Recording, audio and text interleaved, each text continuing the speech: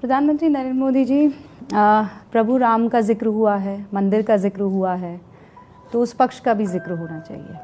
और ये सवाल मेरे दिल के बहुत करीब है। मैं आपको बहुत दिनों से ये सवाल पूछना चाह रही थी और एक मुसलमान होने के नाते मैं ये सवाल पूछूंगी। नरेंद्र मोदी का हिंदुस्तान के मुसलमानों से रिश्ता क्या है? मुसलमान बीजेपी पर भरोसा क्यों नहीं कर पाता है? क्या वजह है? हमें किस धर्म में हमारा जन्म हुआ है? कौन सा धर्म है हमारा? हिंदू धर्म में जिस व्यक्ति का जन्म होता है वो व्यक्ति बहुत ही भाग्यशाली होता है। बाकी के जो हर जन्म में पाप करते हैं उनका जीवन ही पाप करने के लिए होता है। वो गोल टोपी वाला होता है। और दूसरी बात तो ये है कि मुसलमान तो इस देश के अंदर रहना नहीं चाहिए। उन्होंने जनसंख्या के आधार पर देश का बंटवारा कर लिया, तो फिर यहाँ इस देश के अंदर रहने की क्या आवश्यकता थी? फिर उनको अलग भूभाग दे दिया गया, बांग्लादेश या पाकिस्तान जाएं, यहाँ क्या काम है उनका? मैं मुसलमानों से कह रहा हूँ, वोट दे लेना, भीख नहीं मांग रहा हूँ। अगर वोट दोगे तो सुखी रहोगे, अगर वोट नहीं दोगे तो जो कष्ट झेलोगे। भारतीय जनता पार्टी का शासनकाल है। जो कष्ट तुमको नहीं झेलने पड़े थे वो कष्ट तुमको उठाने पड़ सकते हैं। हिंदू अलग संस्कृति है, मुस्लिम अलग संस्कृति है। दोनों एक साथ नहीं रह सकती। दो संस्कृतियां कभी एक साथ नहीं रह सकती हैं। ये टकराव होगा, जरूर होगा। ये कमल का हाथ है, ये कटुए का गले को काट देगा चुनाव के बाद। ए सुनो, अल्लाह के भक्त हो या भगवान विष्णु के भक्त हो? पहले ये बताओ, पहले बताओ जरा, कौन भक्त, किसके भक्त? भक्त तो हम अल्लाह के हैं। मैं तो सीधा ठोक के आप लोग के धर्म की भी बस, तो फिर चिल्लाओ मत। अल्लाह के भक्त हो तो चिल्लाओ मत, बैठ जाओ। नहीं, फिर बैठ जाओ चुपचाप, फिर चुपचाप बैठ जाओ। किसी मस्जिद का नाम रख दूंगा मैं भगवान विष्णु के नाम पे, फिर चिल्लाते फिरोगे। अरे रख दूंगा किसी मस्जिद का नाम भगवान विष्णु के नाम पे, चिल्लाओ मत, बैठ जाओ। गिरिराज ने कहा, लोकतंत्र तब तक ही सुरक्षित है जब तक हिंदू बहुसंख्यक हैं। हिंदुओं की आबादी कम होने से सामाजिक समरसता खतरे में पड़ जाएगी। जिन जिलों में मुस्लिमों की आबादी बढ़ रही है वो देश की एकता और अखंडता के लिए खतरा है। अखंड हिंदू राष्ट्र, अखंड हिंदू राष्ट्र, अखंड हिंदू राष्ट्र। और जो भी व्यक्ति अखंड हिंदू राष्ट्र के बीच में आएगा उसका नामो निशान, उसका नामो निशान छोड़ेंगे नहीं।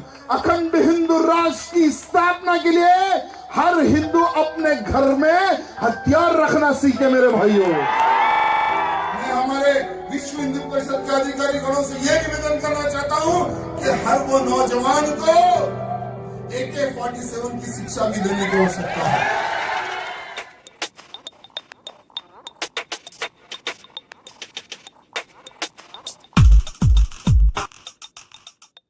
पंद्रह अगस्त 1947 ये वही दिन था जब हमारा देश भारत आज़ाद हुआ था। और ठीक इसी दिन आधी रात को हमारे देश को दो भागों में बांट दिया गया, हिंदुस्तान और पाकिस्तान। उस समय मोहम्मद अली जिन्ना, जो कि मुस्लिम लीग के लीडर थे, उन्होंने पाकिस्तान की नींव रखी। बंटवारे के दौरान ये निश्चय किया गया कि जो भी मुस्लिम हैं वो पाकिस्तान में जाएंगे और जो भी हिंदू हैं वो हिंदुस्तान में रहेंगे। हालांकि कुछ लोग जो अपने अपने घरों को छोड़ना नहीं चाहते थे, तो जो कुछ हिंदू हैं वो पाकिस्तान में रह गए और कुछ मुस्लिम हिंदुस्तान में रह गए। तभी से हमारे देश में धर्म के नाम पर दंगे और फसाद होते रहते हैं। वो सब तो फिर भी इतिहास की बातें हैं। आज़ादी के बाद से हमारे देश में बहुत से दंगे हुए जिसमें लाखों लोग मारे गए। सबसे पहला दंगा हिंदू और मुस्लिम के बीच 1671 में बताया जाता है, जिस समय हमारे देश पर औरंगज़ेब का राज था। फिर 1882 में तमिलनाडु के सलेम में हुए दंगों में बहुत से लोगों की हत्या हुई। तीसरी बार 1920 और 21 में मालाबार में दंगे हुए। 1920 के बाद से दंगों की जैसे लाइन लग गई। चौथा दंगा 1921-22 में बंगाल और पंजाब में हुआ। फिर 1924 में हुए कोहत के दंगों में 155 लोगों की मौत और 9 लाख रुपयों से ज़्यादा की संपत्ति को नुकसान पहुंचाया गया। और उस समय 9 लाख रुपए बहुत बड़ी रकम थी। उसके बाद से 1924, 25, 26 में कभी मस्जिद के बाहर म्यूज़िक बजाने को लेकर के, तो कभी काउ स्लॉटरिंग को लेकर के लोगों में दंगे होते रहे। आप एक नज़र डालें विकिपीडिया के इस पेज पर।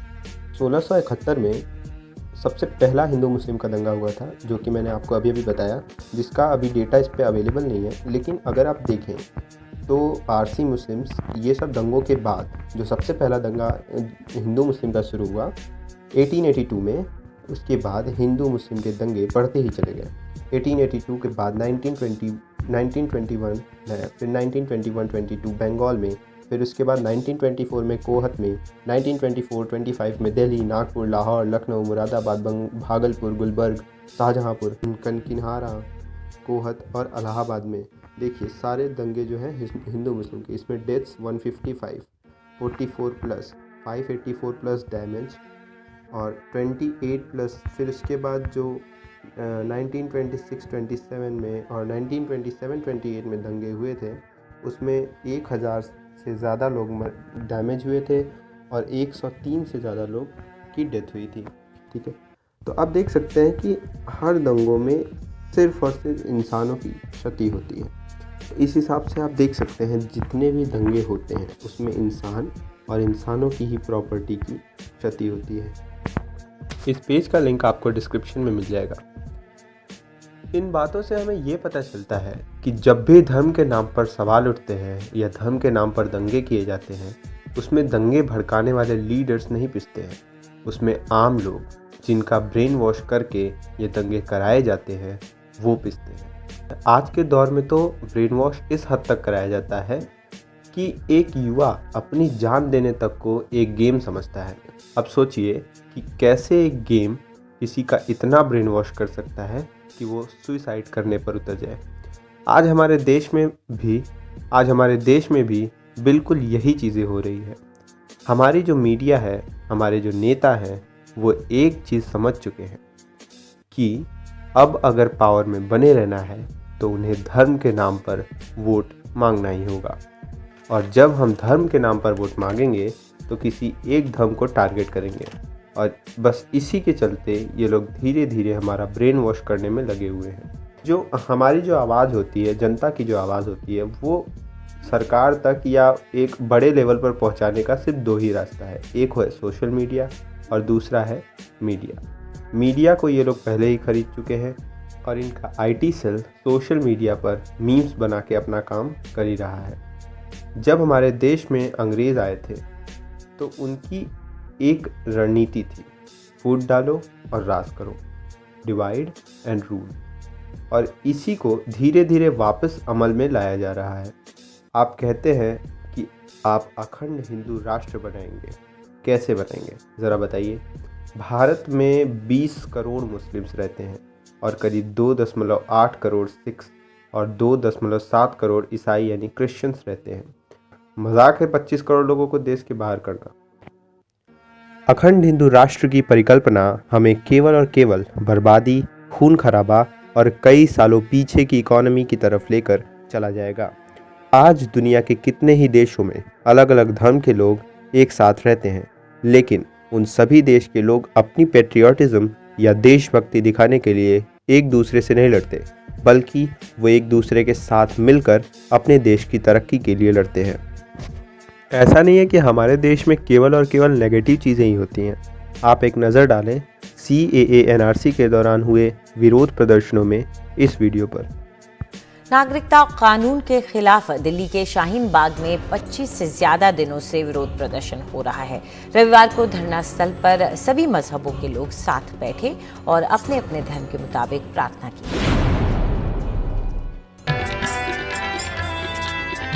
गुरबानी के बोल,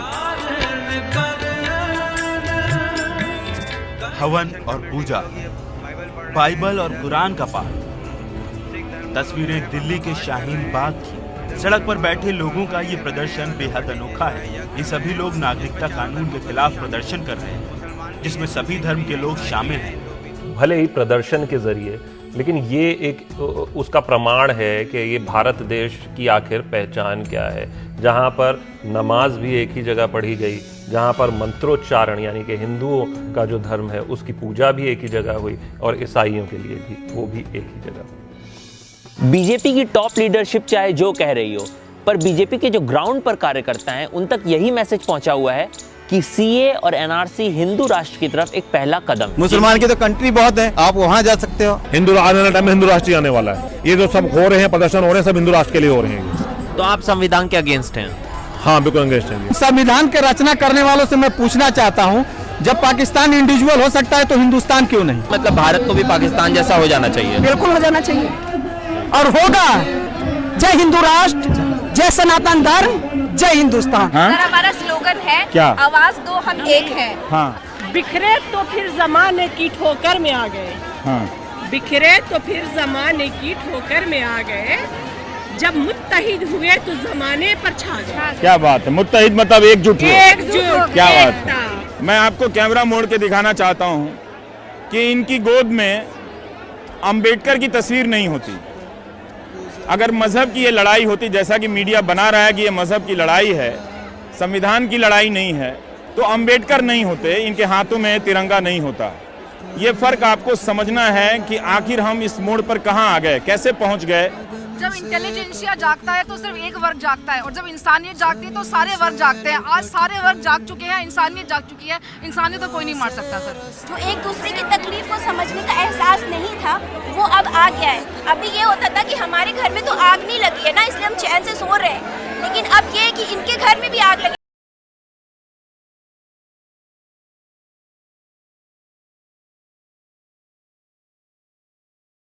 चाहते हैं We are not Indians by chance. We are Indians by choice.